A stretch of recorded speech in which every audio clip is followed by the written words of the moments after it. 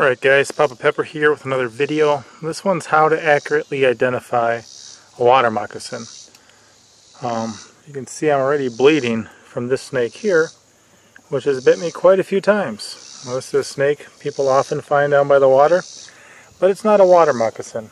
I'm going to try to show you a couple different things about it. One, check out its eye. You're going to see that it has a nice round pupil. Now having a round pupil does not mean that it's not venomous, it just means it's not a pit viper. Also, you'll only see a nostril. There is no heat vents in front of it, no heat pits, which is where pit vipers get their name from. If you see the belly, you're going to see it's got beautiful red color, which can be what you find on a northern water snake. Plain-bellied water snakes often just have plain bellies, but they got the little half moons, stuff like that. And then after the vent, you can see it, they go from single scales on the belly to double. There's two on each side of that, and then they meet in the middle. So this is a non-venomous northern water snake. They have round pupils, they have no heat pits, they have single scales on the belly before the vent, and then after the vent they have split ones where they have two on each of them. These guys are often found down by water, and a lot of snakes are, but the problem is when people see snakes down by the water, they say, oh, a water moccasin. Yet, you know, if they see footwear, you know, next to maybe a Native American lodge, do they say, oh, look, a moccasin, when it's a sneaker, or when it's a boot, or when it's a sandal? No. So it's unfortunate that people just immediately see a snake by water and they think water moccasin. So this one is non-venomous. Like I said, it's already bit me and I'm bleeding. And you can see it's got a nice side pattern and a nice belly there too. So I'm going to put this one down. And then I'm going to show you guys a water moccasin and we'll look at the differences.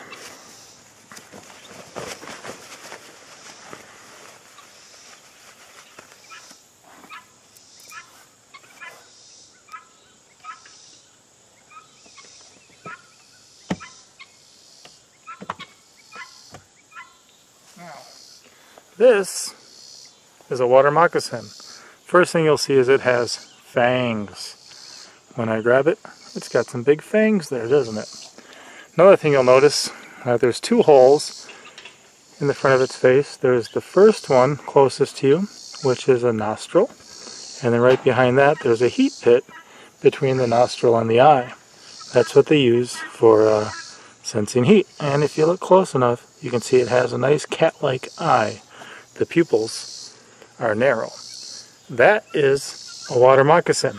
Water moccasins are a type of pit viper, so you're going to see those same pits and fangs and cat-like eyes on a variety of the pit vipers like rattlesnakes and copperheads as well. Also, you'll see it's got nice single scales before the vent, and then after the vent too, the tail, they continue to be single scales, not double like you find on snakes that are not pit vipers. Now you can see this one's got itself flattened out right now. Real nice and flat, making itself look very wide up until the tail, and then it kind of thins. A northern water snake can do that. They can flatten themselves. They can change the shape of their heads to look more like a pit viper. It's just a form of mimicry that they were created with to help protect them. Now you can see there is a slight pattern on the side. This one's almost completely brown, so you can't really tell. But the belly obviously varies quite a bit too. You've got alternating blotches all the way down. There's not a whole bunch of tiny little half moons. So this is a water moccasin. This one, I'm not going to let bite me. I'm not going to be bleeding from a bite from it because that would be unwise. It's a venomous snake. Now, are these snakes poisonous? No. You can eat them. You can cut their heads off, peel their skin off, take their guts out, cook the meat, roast it on a fire, deep fry it, do whatever you want. You can eat them. They're not poisonous, but they are venomous. And what that means is they have venom glands back here that come through those fangs when they bite something. I mean, you can see those. Those are some big, nasty teeth. And this one is pretty much ready to go. Now, in the wild, if you see a northern water snake, commonly they're just going to scoot off into the water and swim away as quick as they can. If you see one of these in the wild, it's mostly often going to be just curled up, sitting there, and it's going to stay curled up and sitting there. but it'll open its mouth and display that nice light colored mouth, which is where they get the name Cottonmouth, because they'll sit there on the ground with their mouth open like that. So just a little bit more. They all have a role to play in the ecosystem. Some places like Arkansas, it's illegal to kill a snake unless it's posing an immediate life-threatening threat to a person or animal, which often is not the case. And yeah, if you can accurately identify them, you can leave them alone. A lot of people just kill every snake they see, and there's really no need for that. They're created for a reason, and they still serve a purpose, and I'm happy when I'm able to find them around. So that's the water moccasin for you guys, aka Cottonmouth. Alright, hopefully you learned something. Pop out.